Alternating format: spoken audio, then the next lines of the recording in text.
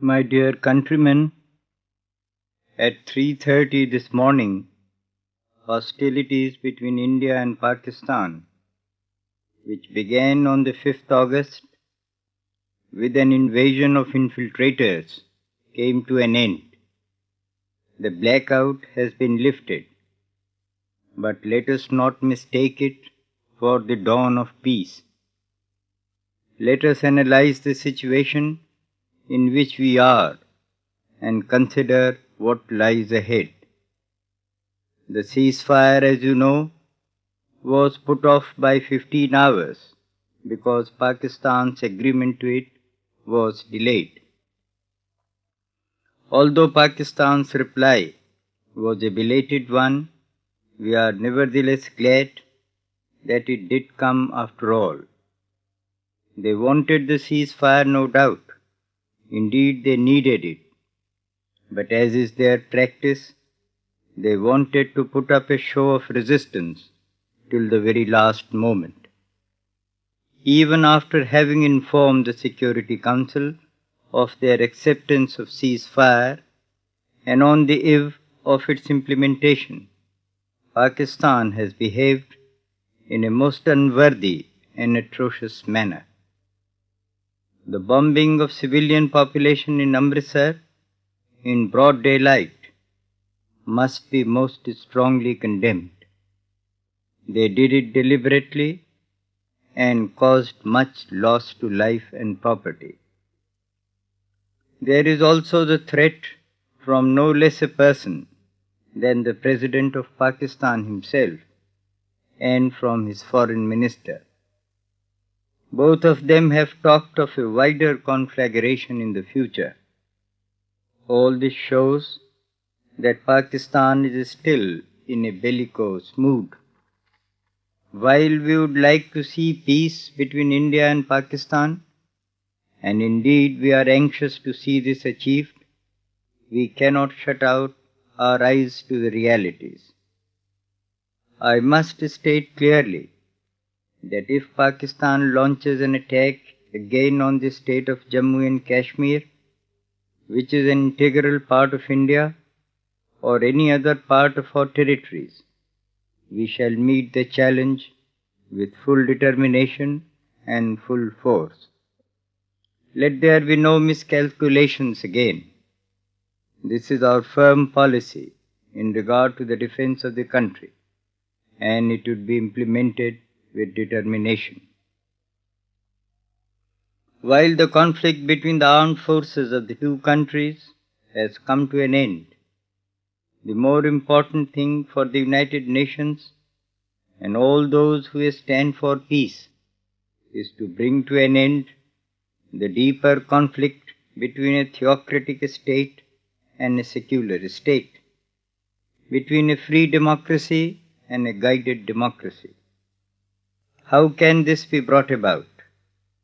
In our view, the only answer lies in peaceful coexistence. India has stood for the principle of coexistence and championed it all over the world.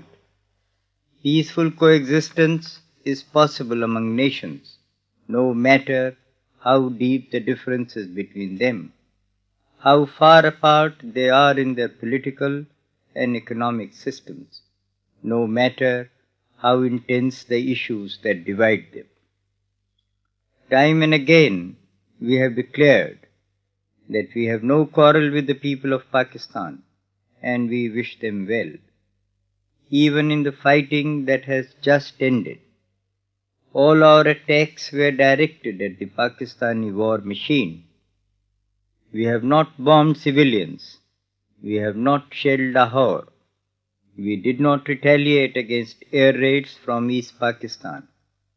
We have not attacked Karachi, even though most of the aircraft which used to attack our territory had their base there. In contrast, Pakistanis have chased and shot down an unarmed civilian plane carrying the Chief Minister of Gujarat and his wife. They have thrown bombs on the civil population in Rajasthan, Gujarat and Punjab.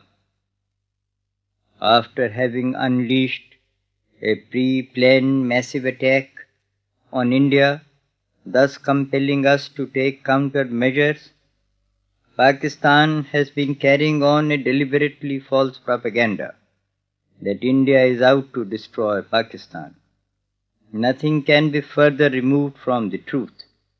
India has no intention whatsoever of destroying Pakistan. It is in fact Pakistan that has acted against India continuously. It is Pakistan that has invaded India 3 times in 17 years. It is Pakistan that wants to destroy our secularism, which is the very basis of our state.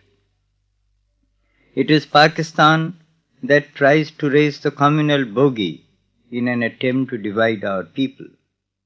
It has to be remembered that there are 50 million Muslims in India, and they are equal and proud partners in building up a new order in this country. They have fought arm in arm with their comrades in the battle against Pakistan and have won the highest military honors. Pakistan will never be permitted to succeed in its evil designs against India.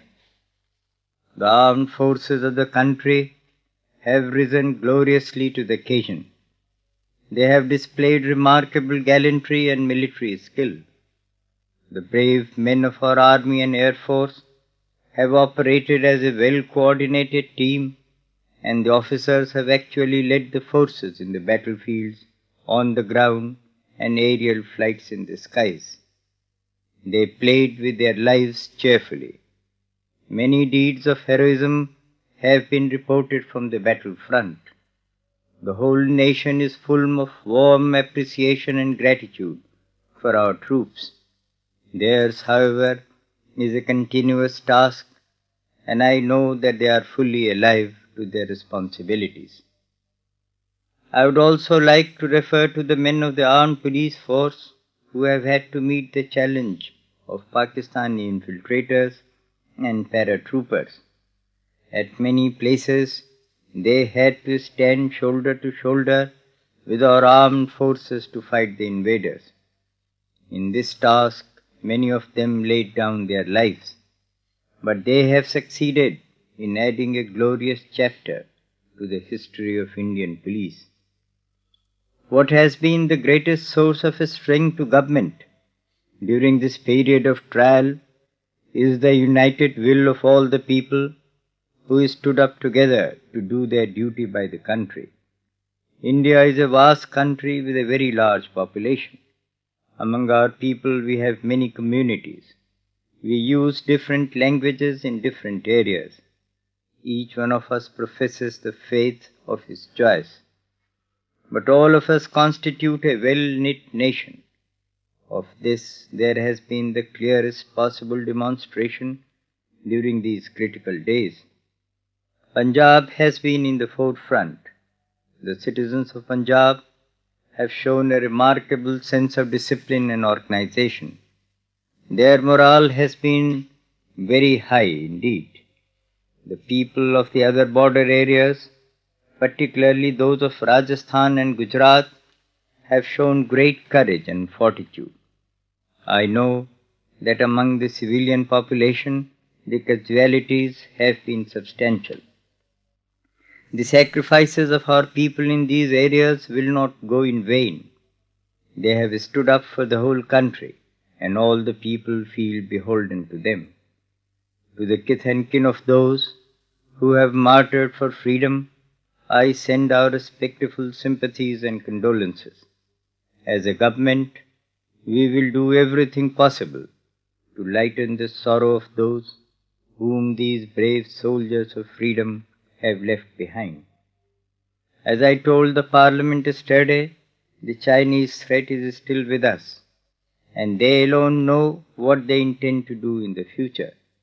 We have, however, to be prepared to meet the challenge from whichever quarter it comes. We will have to take a long-term view of measure for civil defense. Improvisations at short notice are not good enough, and considerable thought will be given to this matter, especially in respect of the border areas.